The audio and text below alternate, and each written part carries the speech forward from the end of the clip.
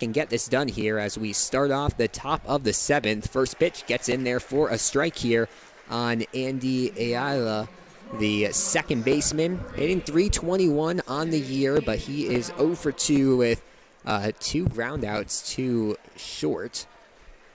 This one misses and will bring it even at a 1-1. So he's hit to shortstop both times.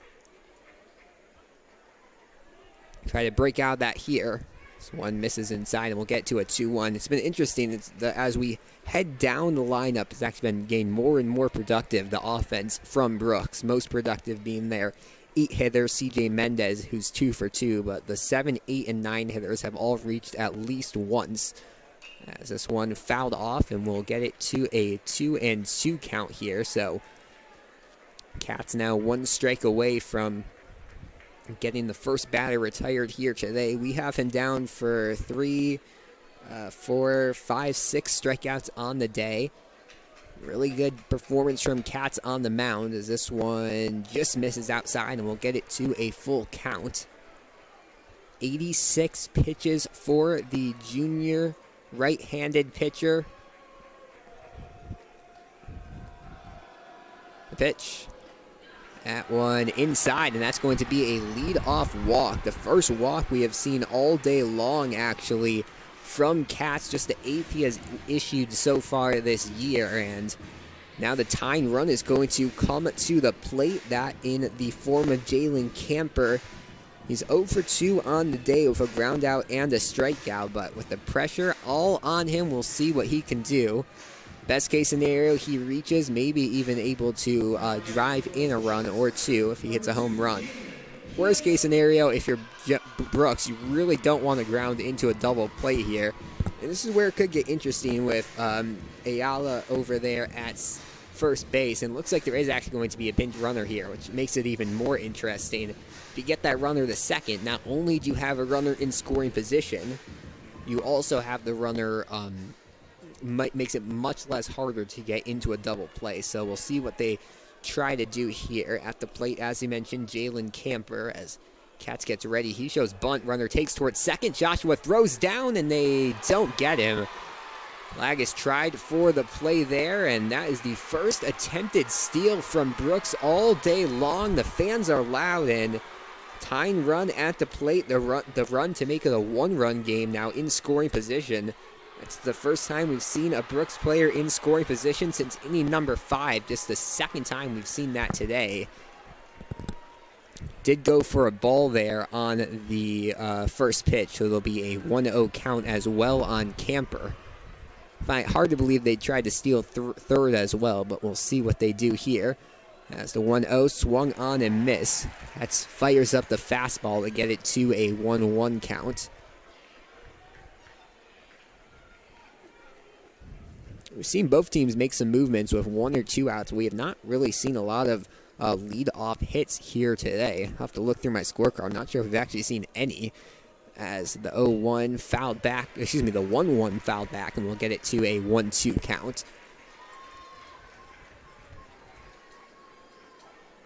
Amir Faulkner on deck. He has a single on the day. CJ Mendez, who has a pair of singles in the hole. So both the guys coming up next for the Eagles definitely have a chance to reach as well.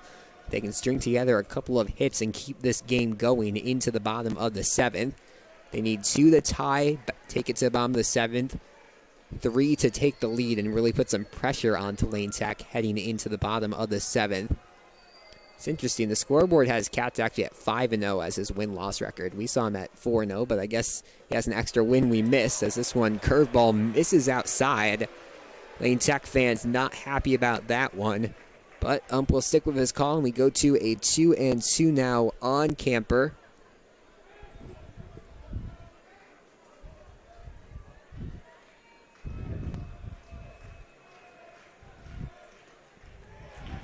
And another one misses outside, so we'll go to a 3-2 now on the...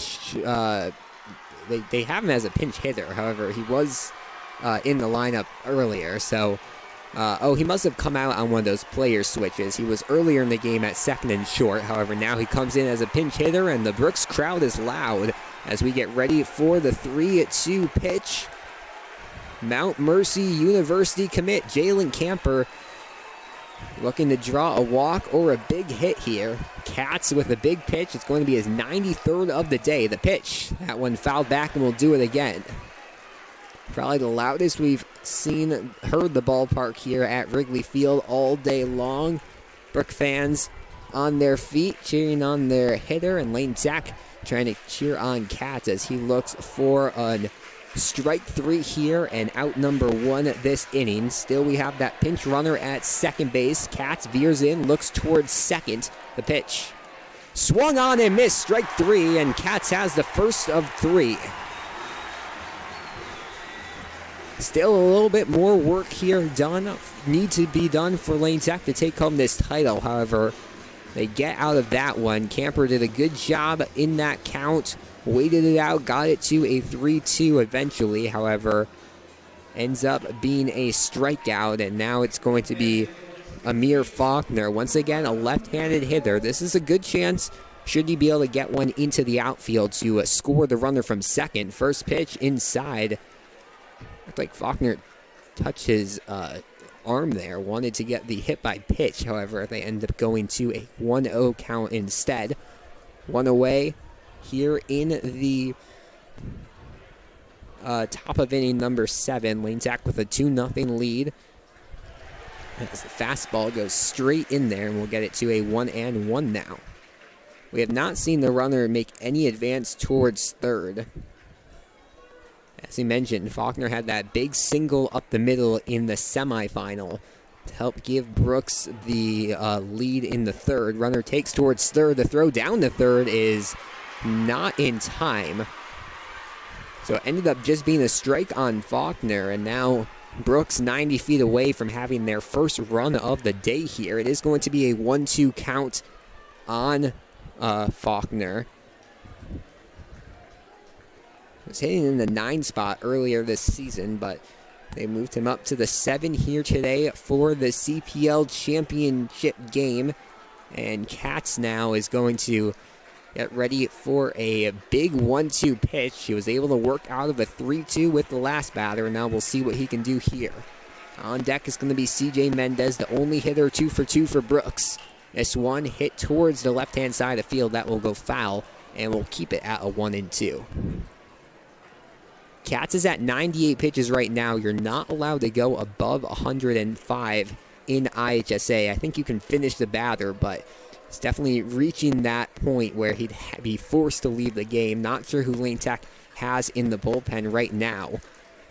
As this one hit towards center field, that's going to drop for a single. Run comes in to score, and now it is a 1-run ball game. So how about that? The Brooks Eagles silent for 6 innings. They finally score their first run in the top of the 7th, and now they have the tying run on the base pass, just 1 away. So it's going to be interesting to see. Last time when there was a threat of Lane Tech getting the double play, Brooks immediately tried to steal the guy, move the guy to second base to avoid any possibility of a double play. Not going to be Freeman heading to the mound, so it looks like it is going to stay with Katz here for the moment. And this game just got a lot more exciting. A chance for Brooks to possibly tie this one up in the top of the 7th. This is the Public League Championship drama you want. It's going to be a CJ Mendez coming to the plate, and if you're a Brooks fan, that is exactly who you want. Mendez singled in the 3rd inning. His first time up came around the score. Singled in the 5th inning, ended up getting trapped there at first, but he's reached with singles both of his first 2 times. And now the outfielder is going to get ready to try to add 1 more to his total. First pitch, runner stays, that one in there for a strike.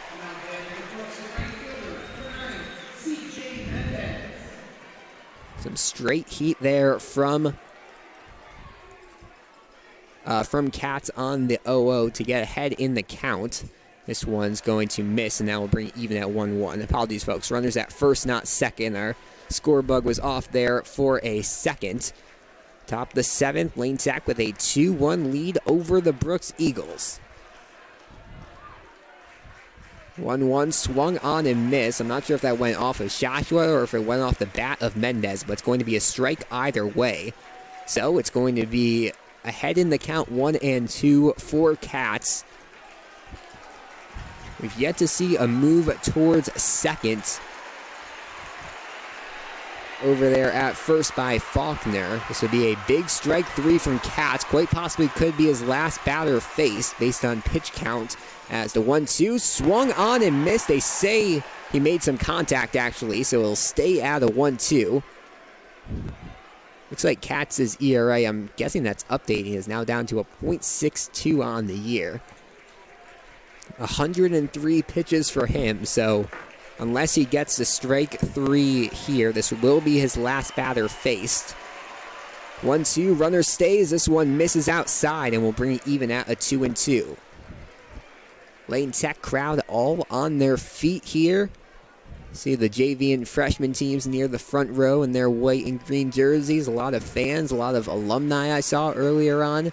We have seen the sun kind of, at first the whole fan section was in sun as this one misses and we'll get it to a 3-2. At first we saw the whole fan section in the sun and the sun's slowly been drifting in as the sun heads to the west. Big pitch incoming here from Cats. The go-ahead run at the plate, the 3-2. That one misses outside, and Brooks is now going to have runners at first and second. Cats is at 105 pitches. We'll see if they take him out or not. So Cats had a chance to close the door for a second out there. Unable to do it, though. Coaching staff for Lane Tech talking things over here.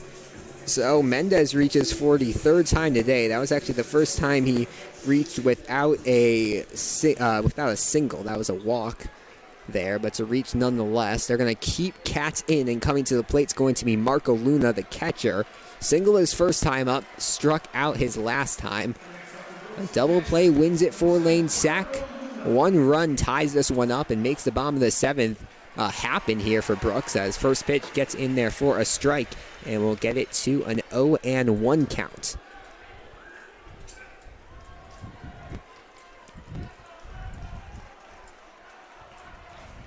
The 0-1.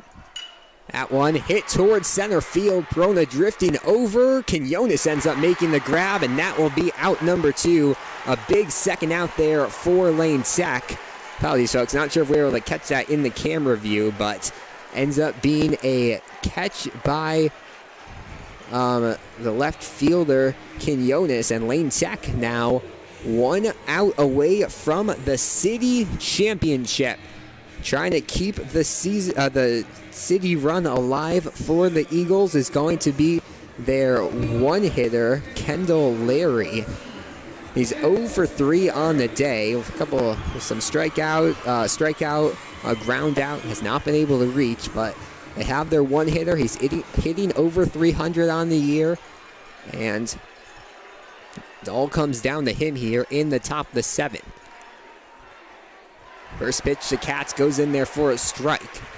So he gets ahead in the count. Still runners at first and second. That's Mendez at first and Faulkner at second. Loud crowd here at Wrigley Field. The pitch.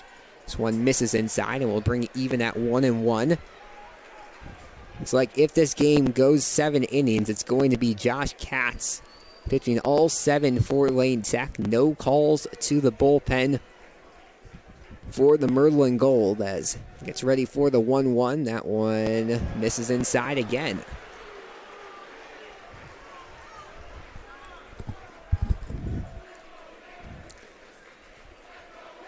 Runners have been taking small leads at first and second. However, very hard to rationalize a steal here, possibly end the game. We haven't seen as many Joshua throwdowns to first or second as usual, as this one swung on some foul contact and will go for a strike, and now we'll get it to a 2-2 count. Lane Tech trying to take home the city title. They're 1 strike away from doing it. All the Lane Tech fans on their feet, the Brooks fans on their feet as well. Katz veers in, gets ready for the pitch, the 2-2. Hit towards third. Darishan gets it. The throw across the diamond in time, and Lane Tech wins the city title.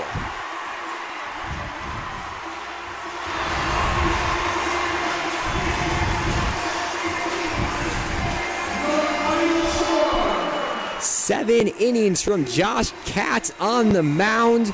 Lane Tech scores in just one inning, but that is all they need as Lane Tech takes home the city title 2-1. A 5-3 putout ends it for Lane Tech, and they are the city champions here from Wrigley Field. Brooks threatens in the top of the seventh, but it is not enough as Lane Tech will take home the city title plaque, and a big momentum booster for them heading into the city playoffs.